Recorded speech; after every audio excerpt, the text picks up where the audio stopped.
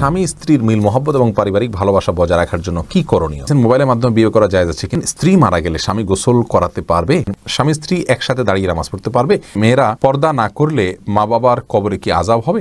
মেয়েরা মাথায় বাঁকা সিথি করতে পারবে কি? বাজনা ছাড়া নুপুর পরা যাবে কি না? মহিলারা যদি অজু করা অবস্থায় কোনো পুরুষ দেখে ফেলে তাহলে কি অজু থাকবে? কন্যা সন্তানকে কত বছর বয়স পর্যন্ত মায়ের বুকের দুধ পান করানো যায়? কাজা নামাজ কিভাবে আদায় করব? হাতে তালি দেওয়া কি জায়েজ আছে? অনেকে বলে হারাম, এটা ইসলামের বিধান কি? আমি টয়লেটে থাকা অবস্থায় যদি আজান শুরু হয় তখন কি আজান উত্তর দিতে পারি? আমরা প্রশ্ন উত্তর দেওয়ার পর্বে আফরিন মোল্লা, আপনি জানতে চেয়েছেন কাজা নামাজ কিভাবে আদায় করব। দেখুন, কাজা নামাজ আদায় করার পদ্ধতি হলো যখন আপনি অনেকগুলো সালাত ছুটে যাবে তখন ধারাবাহিকভাবে পড়ে যাবেন, যতটুকু সম্ভব শুধু ফরজগুলো আদায় করে যাবেন, সুন্নাত আদায় না করলেও চলবে, এগুলো পড়ে ফেলবেন আস্তে আস্তে। নিশাত তাসনিম, আপনি জানতে চেয়েছেন মেয়েরা মাথায় বাঁকা সিথি করতে পারবে কি? মুরব্বীদের পক্ষ থেকে বলা হয় যে নারীরা মাথায় বাঁকা সিথি যে করে কিয়ামতের দিন পুলসিরাতের রাস্তা খুঁজে পাবে না, তাকে বাঁকা রাস্তায় চলতে হবে না, এরকম কথা কোনো দেশে আছে বলে আমি জানি না যে বাঁকা রাস্তায় চলতে হবে পুলসিরাতে, এরকম কোনো কথা নেই। আব্দুল মমিন জানতে চেয়েছেন মহিলারা যদি অজু করা অবস্থায় কোনো পুরুষ দেখে ফেলে তাহলে কি অজু থাকবে?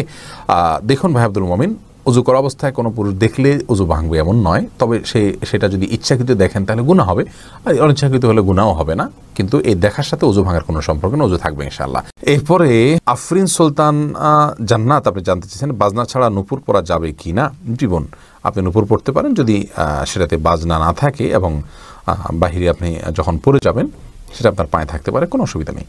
সাহাবা ইকরামের মধ্যে থেকে অনেকেই নূপুর পড়েছেন, অনেক মহিলা সাহাবীরা নূপুর পড়েছেন, এরকমটি হাদিস দ্বারা স্পষ্টভাবে আমরা জানতে পারি। এমডি নাসির উদ্দিন জানতে চেয়েছেন মাঝে মাঝে প্রস্রাবের পর পিচ্ছিল তরল জাতীয় কিছু গেলে কি শরীর বা কাপড় নাপাক হবে? যদি শরীরে লাগে তাহলে সে অংশটা ধুয়ে ফেলবেন, কাপড় লাগলে সে অংশটা ধুয়ে ফেলবেন, বাস তাহলেই চলবে, নাপাক হবে যেটুকু লাগবে সেটুকু জায়গা। এম এস আল মাহমুদ জানতে চেয়েছেন কন্যা সন্তানকে কত বছর বয়স পর্যন্ত মায়ের বুকের দুধ পান করানো যায়? কন্যা এবং ছেলে সন্তান সবার জন্য একই বিধান, 2 বছর পান করাবেন। ইমাম আবু হানিফার মতে তার বেশি পান করানো জায়েজ নাই, অন্যান্য ইমামদের অনেকের মতে জায়েজ আছে, যেহেতু কোনো নিষেধাজ্ঞা নেই, যেহেতু আল্লাহ কোরআন কারিমে হাওলাইনি কামেলাইনি বলেছেন, লিমান আরাদা আন ইউতিম্মা রাদাআহ, যে ব্যক্তি দুধ পান করার সময় পূর্ণাঙ্গতায় পৌঁছাতে পারেন তিনি 2 বছর করাবেন, আল্লাহ তাআলা পরিষ্কার বলেছেন, এজন্য 2 বছর করানো জায়েজ আছে। আর সায়েন্টিফিকলি বিষয়টা প্রমাণিত যে এরপরে আর মায়ের বুকের দুধে কোনো উপকারিতা বাচ্চার জন্য থাকে না, এজন্য 2 বছর পান করাবেন, নারী ছেলে হোক মেয়ে হোক, যে মানে উভয় ক্ষেত্রে। এসেছে হেলাল খান জানতে চেয়েছেন অজু করার সময় দাঁত থেকে রক্ত বের হলে কি অজু হবে? দাঁত থেকে যদি রক্ত বেশি বের হয়ে যায়, বের হতে থাকে, যার ফলে আপনার থুতু লাল হয়ে যায় এবং লালচে ভাব বেশি থাকে থুতুর মধ্যে, তাহলে সেক্ষেত্রে আপনার অজু হবে না। আর যদি লালচে ভাব কম থাকে, হালকা হলুদ হয়, তাহলে সেক্ষেত্রে অজু হয়ে যাবে। এমডি মনসুর আলী জানতে চেয়েছেন মোবাইলের মাধ্যমে বিয়ে করা জায়েজ আছে কিনা? আমরা এর আগে বারবার উত্তর দিয়েছি, মোবাইলের মাধ্যমে বিয়ে করা জায়েজ হতে পারে, তবে ভিডিও কলের মাধ্যমে সেটা হতে হবে।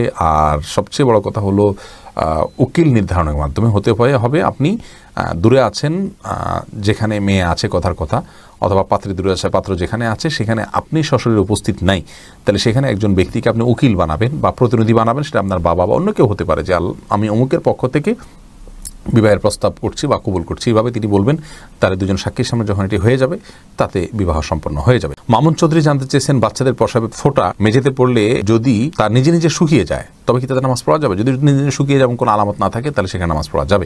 ফাহিম, আপনি জানতে চেয়েছেন স্ত্রী মারা গেলে স্বামী গোসল করাতে পারবে, আর কি কি করণীয় আছে স্বামীর জন্য? দেখুন, স্ত্রী মারা গেলে স্বামী গোসল দিতে পারবেন কি না, এই বিষয়টি ওলামায়ে কেরাম ইমামগণের মধ্যে মতপার্থক্য আছে। ইমাম আবু হানিফা রাহিমাহুল্লাহর মত হলো যে স্ত্রী মারা গেলে স্বামী তাকে গোসল দিতে পারবেন না। তার কারণ হলো তিনি মনে করেন মৃত্যুর সঙ্গে সঙ্গে বৈবাহিক সম্পর্কটা আর থাকে না, ছিন্ন হয়ে যায়, যার কারণে তারা মাহরামের মতো হয়ে যান। এখানে অন্য কোনো মেয়েরা গোসল দিবেন। যদিও অন্য ইমামদের অনেকেরই মত হলো যে না, বৈবাহিক সম্পর্ক মৃত্যুর মাধ্যমে ভেঙে যায় না, বরং বৈবাহিক সম্পর্ক তালাক না দিলে সেটি কিয়ামত পর্যন্ত বরং চিরকালের জন্য, অনন্তসীম কালের জন্য সম্পর্কটা হয়ে যায়। যার কারণে তাদের দৃষ্টিকোণ হলো যে স্বামী তার স্ত্রীকে গোসল দিতে পারবেন, স্ত্রী তার স্বামীকে গোসল দিতে পারবেন। তো এক্ষেত্রে যদি ভিন্ন কোনো ভালো মহিলা থাকেন যিনি গোসল দিতে পারেন, সেটা ভালো, এবং এক্ষেত্রে কোনো অসুবিধা নেই। নাহিদ আলম জানতেছেন উলঙ্গ ছবিতে ভুলে দৃষ্টি পড়ে গেলে কি গুনাহ হবে? ভুলে দৃষ্টি পড়ে গেলে গুনাহ হবে না, কিন্তু যখনই স্মরণ হবে তখনই সাথে সাথে ফিরে আনতে হবে আল্লাহ তাআলার ভয়। আল্লাহ তাআলা আমাদেরকে সেই ভয় এবং তাকওয়া নসিব করুন। বাকিয়া মুনি, আপনি জানতে চেয়েছেন স্বামী স্ত্রী একসাথে দাঁড়িয়ে নামাজ পড়তে পারবে নাকি একটু আগ পিছ করে দাঁড়াতে হবে? প্রত্যেকে যার যার নামাজ যদি পড়েন, স্বামীর নামাজ পড়ছেন, স্ত্রী নামাজ পড়ছেন, জামাতে পড়ছেন না, তাহলে পাশাপাশি দাঁড়িয়ে নামাজ পড়াতে কোনো অসুবিধা নেই, কিন্তু জামাতে নামাজ পড়লে সামনে পিছনে দাঁড়াতে হবে। তবে পাশাপাশি দাঁড়াতে গেলে যদি মনোযোগের ব্যাঘাত ঘটে একে অন্যের, তাহলে সেক্ষেত্রে একটু আগ পাছ করে দাঁড়ানো ভালো। স্বামী একটু সামনে দাঁড়ান, স্ত্রী একটু পেছনে দাঁড়ান, এভাবে দাঁড়ানো উচিত যদি মনোযোগের ব্যাঘাত হবে বলে মনে হয়। সুজাত হোসেন জানতে চেয়েছেন দান করলে সওয়াব হয়, কিন্তু টাকা ধার দিলে কি কোনো সওয়াব হয়? অবশ্যই সওয়াব হয় ভাই সুজাত।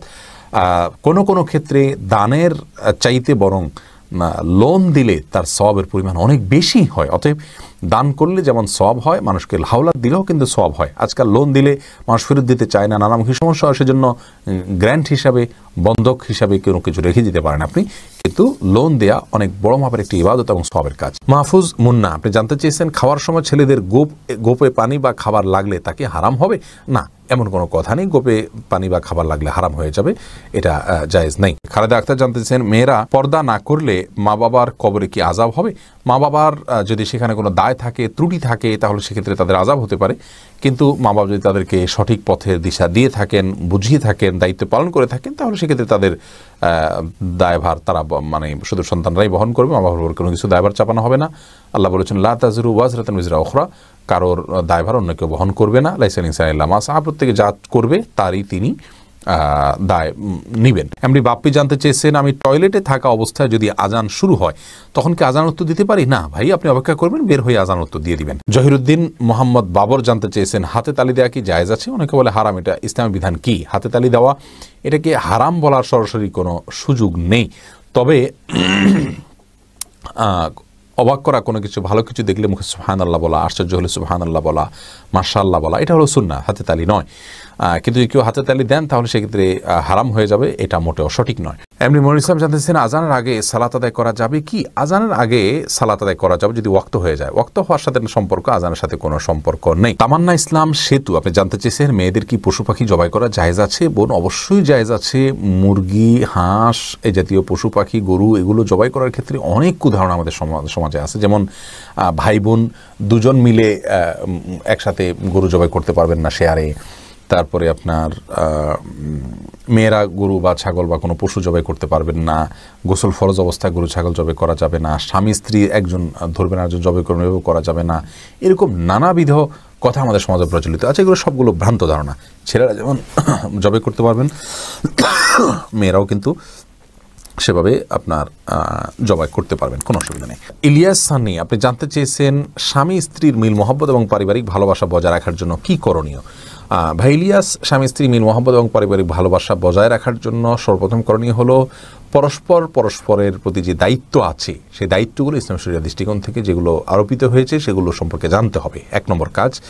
দ্বিতীয় কাজ হলো আল্লাহর কাছে দোয়া করতে হবে। সূরা ফুরকান আয়াত নম্বর 74 যে দোয়া আছে, রব্বানা হাব লানা মিন আজওয়াজিনা ওয়া যুররিয়াতিনা কুররাতা আয়ুন ওয়াজআলনা লিল মুত্তাকিনা ইমামা, এই দোয়া স্বামী স্ত্রী উভয় বিশেষ করে অর্থ বুঝে আল্লাহর কাছে নিবেদন করতে হবে, আল্লাহ যেন তাদেরকে সুখ শান্তিপূর্ণ জীবন দান করেন। তৃতীয়ত, তাদের মিল মহব্বতের জন্য দুজনকে ধৈর্যের প্রশিক্ষণ নিতে হবে এবং ধৈর্যের পরাকাষ্ঠা প্রদর্শন করতে হবে।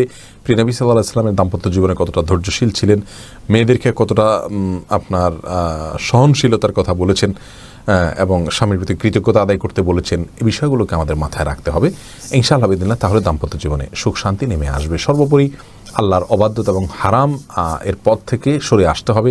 হারামের পথ যদি খোলা থাকে তাহলে সেখানে শান্তি থাকে না। আল্লাহ তাআলা আমাদেরকে দাম্পত্য জীবনে সুখী